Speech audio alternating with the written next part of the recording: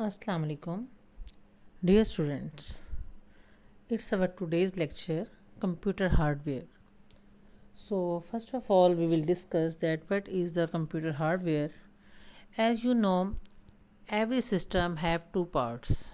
One is the hardware and other one is the software. So this is the portion in which we discuss about the hardware. So I will take the first slide in which I will tell you that what is the hardware. Basically, hardware is the physical part of the computer is called hardware. So the user can see and touch the hardware. Different types of hardwares are here. So we can see and touch the computer. These are the main points. I will highlight these. You can see and touch the hardware. Anything which we can touch is called hardware and anything which we can't touch is called software. Okay, hardware works in the conjunction with the software. Now what is the software? Software is basically the instruction or the programs which we gave to the computer. For example, if I say that I want to add some numbers, so I will use the DMAS rule. The DMAS rule is the division, multiplication, addition and subtraction. And for example, if I gave the instruction to the system that comparison two numbers, then I will use the relational operator there. Here are different operators which we use in the system. Then in the relational operators I will give the instruction to the system that it can be greater than, less than, equal to, not equal to, greater than equal to and greater than not equal to. These are all the relational operators. Same in the case, here are many operators just like the assignment operators, boolean operators, relational operators, logical operators. These are all the examples of the different operators which are working on the back end of the system. I hope it is clear to all of you. Now here are some different types of the hardware. These main components can be input devices such as the keyboard, mouse and the scanner as well. And here is the some central processing unit just like the computer CPU, and it is also known as the brain of the computer. And some are the output devices which are used to display the output of that system. These output devices are considered as the printer, monitor as well. And here in the system some are the storage devices just like the disk drive and the hard drive which are used to store the data, and some memory devices just like the memory chips just like the ROM and RAM. And in the ROM we can represent is the read only memory and RAM is the random access memory. We will explain into the next lectures. So these are the output devices. As I told you that all that devices which are used to display the or convey the information to the computer is called the output devices. Here are the examples of the monitor. You can see that monitor is the display screen which display the data on the computer screen, and printer basically produce the hard copies of the documents, and speakers basically used to output sound generated by the computer. Then the next one slide. These are the processing unit. Processing units are all that units which are working at the end of the system. For example, here is the processing unit. This is also called the central processing unit. It is also known as the brain of the computer, and it is used as the CPU, means graphic processing unit, in which you can rendering images and videos and gamings and the graphic designs as well. So what are the processing units? We will explain it in detail. That it is the central processing unit, that is the brain of the computer. It carries out most of the work of the computer. It performs all operations of the data according to the given instructions. Instructions depends upon me. What instructions I give to the computer, it will respond me as it is. Okay, basically it executes the instructions that tells other parts of the computer what to do, how to do, and when to do. It controls all and coordinates all the activities of the computer system. A computer cannot work without CPU. So here in the CPU there are some different main parts which are also known as the memory.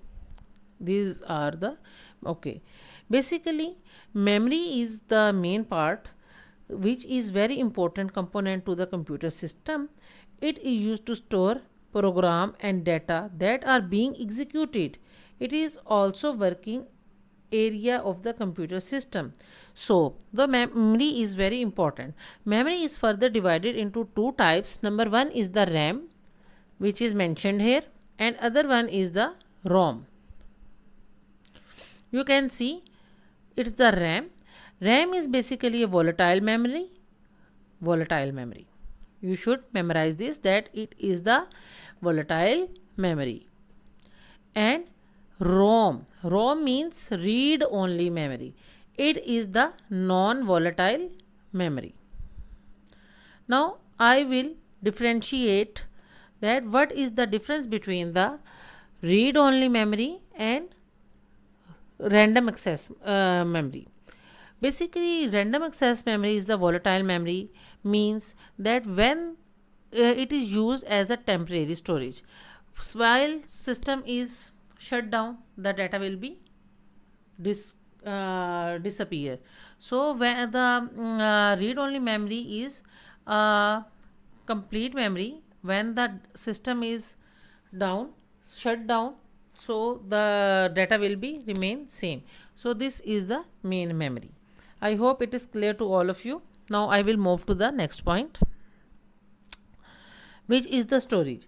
In the storage, basically we can store the data at any location. For example, I store my data at C drive, D drive, and downloads and the documents as well. Okay, I can also store my data as the desktop. So the storage devices is basically include 3 points. Number one is the HDD, SSD, and the USB or flash drive. Now we will discuss about all these types, that what is the HDD and what is SSD, and then USB flash drive. Basically, hard disk drive. Hard disk drive is basically traditional storage device that uses spinning disks and read and write data. Basically, it is used as reading and writing data. Now, what is SSD? SSD is the faster storage option that uses flash memory to store data. But use flash memory. And here is the uses spinning disks. Okay. In the hard disk we use spinning disks to read and write, and in it the SSD we use the flash memory to store data. This is the main difference. I hope it is clear to all of you. Now I will move to the USB flash drive. USB flash drive is basically a portable storage device that can connect with the help of USB. So you can move it anywhere else. So this is the motherboard, which is the main and crucial part of the system. CPU, the main circuit board that contains all hardware components. It houses the CPU memory and provided inferences for other peripherals. So it is clear and it is very easy. You can see this is the motherboard and all the circuits are chipped on the board. So these are the basically networking components, that how the networking components work in the system. Basically these devices allow computers to communicate with each other. For example, I have two mobiles and I want to connect with other phone. So I have some network connection. These network connections are categorized into three types. Number one is the network interface card, NIC, which is represented as the abbreviation NIC. And the other one is the router. So whenever somebody asks you that what are the networking components, You should memorize that these are three components. Number one is the NIC, number two is the router, and third one is the modem. I hope it is clear to all of you. Now we will go one by one that what is the network interface card. Network interface card is basically a card which is inserted in a system, just like your SIM. That whenever I discard my SIM and whenever I put out the SIM from my mobile, you can see that there is no display in the mobile. So all the connection is connected with the help of the network interface card. So the next point is the router. Router is basically directs data traffic between networks and devices. So in your houses you can see that there is a device just like the PTCL flash fiber and Nayatel. These are also working as the router which connects your network and the device as well.